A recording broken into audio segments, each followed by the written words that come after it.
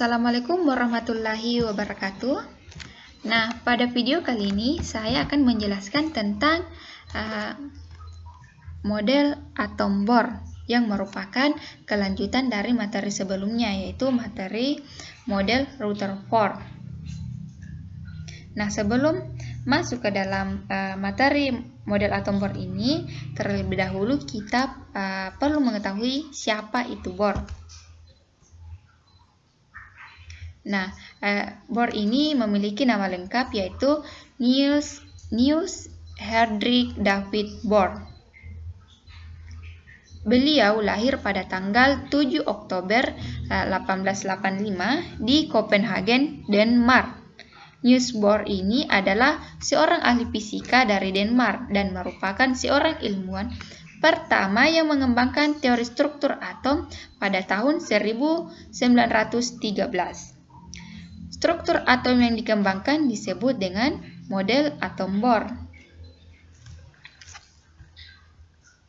Nah, pada tahun 1913, Niels Bohr memperbaiki kegagalan dari atom Rutherford melalui percobaannya tentang spektrum atom hidrogen, di mana pada dasarnya percobaan sinar alfa yang dilakukan oleh Rutherford merupakan awal dari perkembangan teori atom modern. Tapi, gambaran atom yang terdiri atas inti positif yang di sekelilingnya tersebar elektron-elektron negatif ternyata masih menimbulkan masalah baru. Nah, masalahnya itu apa? Masalahnya itu merupakan kelemahan dari model atom Rutherford. Nah, masalahnya ini itu bertentangan dengan hukum fisika Maxwell, di mana hukum ini menyatakan bahwa jika partikel bermuatan elektron negatif mengelilingi inti atom yang memiliki muatan positif, maka elektron akan mengalami percepatan dan juga akan memancarkan energi.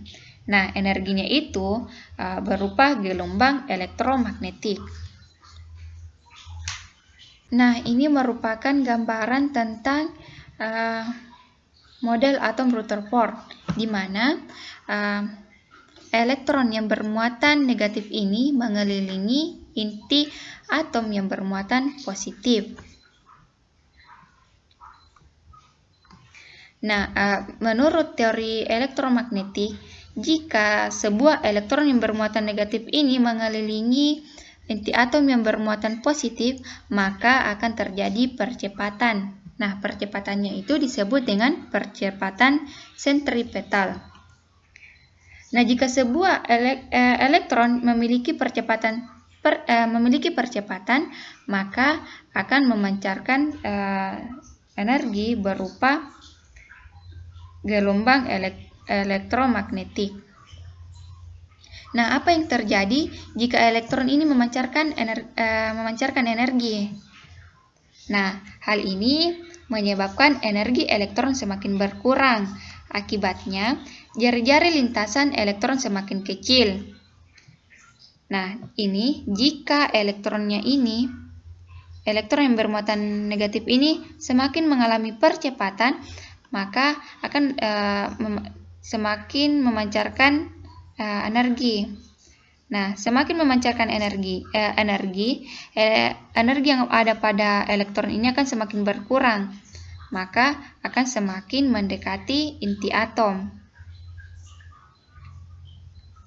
Nah, jika hal ini terjadi, maka elektron itu tidak akan mampu mengimbangi gaya tarik oleh inti, sehingga elektron akan bergabung ke inti atau ke inti atom yang bermuatan positif ini.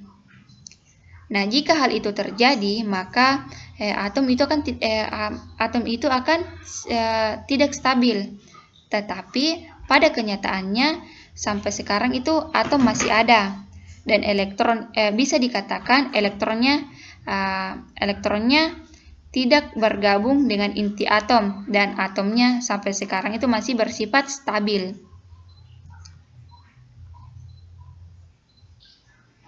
Nah, berdasarkan kelemahan yang ada pada Rutherford ini, kemudian Niels Bohr memperbaiki kelemahan yang ada pada Rutherford, di mana Bohr ini mengawali pengamatannya melalui sebuah spektrum cahaya. Apabila elektron bergerak mengelilingi inti atom dengan lintasan berbentuk spiral adalah benar, maka energi yang dipancarkan dalam bentuk gelombang elektromagnetik seharusnya berbentuk gelombang kontinu.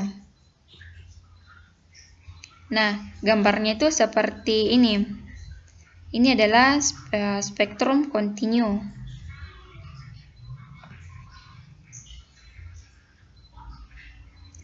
Nah, namun Rutherford itu melakukan pengamatan dengan menggunakan spektrum atom hidrogen, di mana pengamatannya ini itu berupa atau seperti yang ada pada gambar ini. Nah, berdasarkan pengamatan yang dilakukan oleh Niels Bohr, ini adalah pengamatan Niels Bohr atau Bohr, maka didapatkan hasil pengamatan spektrometer menunjukkan bahwa spektrum atom bersifat putus-putus dan membentuk beberapa garis. Nah, beberapa garisnya itu ini beberapa garis. Nah, bentuknya itu putus-putus atau tidak bersambung. Nah, warna spektrum garis yang menunjukkan panjang gelombang tertentu. Hal ini menunjukkan tingkat energi tertentu sesuai dengan persamaan, di mana E sama dengan H C per lambda. Nah, berdasarkan pengamatan yang ada pada Niels Bohr ini, kemudian pada tahun 1913 Bohr mengemukakan postulatnya dalam menjelaskan kestabilan atom dan spektrum atom hidrogen, di mana elektron yang pertama yaitu elektron mengelilingi inti atom berada pada orbit atau lintasan tertentu yang sering disebut sebagai kulit. Nah, kulit ini merupakan gerakan stasioner atau menetap dari elektron dalam mengelilingi inti atom dengan jarak tertentu. Nah, jadi jika di teori Rutherford itu mengatakan bahwa lintasan elektron itu berbentuk spiral, namun di Niels Bohr itu memperbaiki kelemahan yang ada di Rutherford, di mana pada Niels Bohr ini bentuknya itu atau lintasannya itu tidak berbentuk spiral lagi, tetapi sudah berbentuk stasioner atau tetap. Nah, yang kedua, selama elektron berada pada lintasan stasioner tertentu, elektron tidak memancarkan atau menyerap energi sehingga energinya konstan. Nah, mengapa? Karena kalau elektronnya ini memancarkan energi, berarti lama-kelamaan energinya itu bakalan habis. Tetapi nyatanya atom itu masih ada, dan itu berarti itu berarti elektronnya ini tidak memancarkan ataupun menyerap energi. Nah, elektron dapat beralih dari satu kulit ke kulit lain. Pada peralihan ini, besarnya energi yang terlibat sama dengan persamaan Planck, di mana E sama dengan H C per lambda.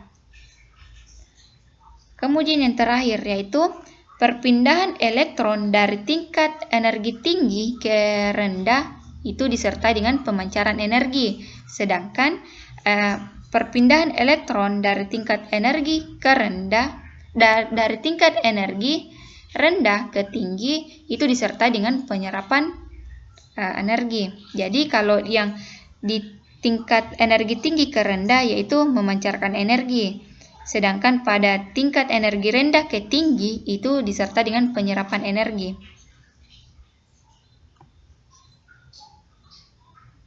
Nah, ini merupakan model atom Bohr.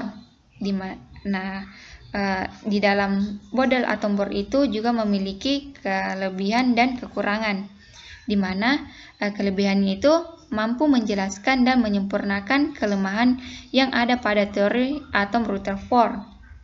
Dan adapun kekurangannya yaitu tidak dapat menjelaskan efek Zeeman atau efek Zeeman dan efek Stark. Nah, demikianlah penjelasan dari saya tentang model atom Bohr. Mohon maaf jika ada kesalahan atau kekurangan dari penjelasan yang telah saya sampaikan.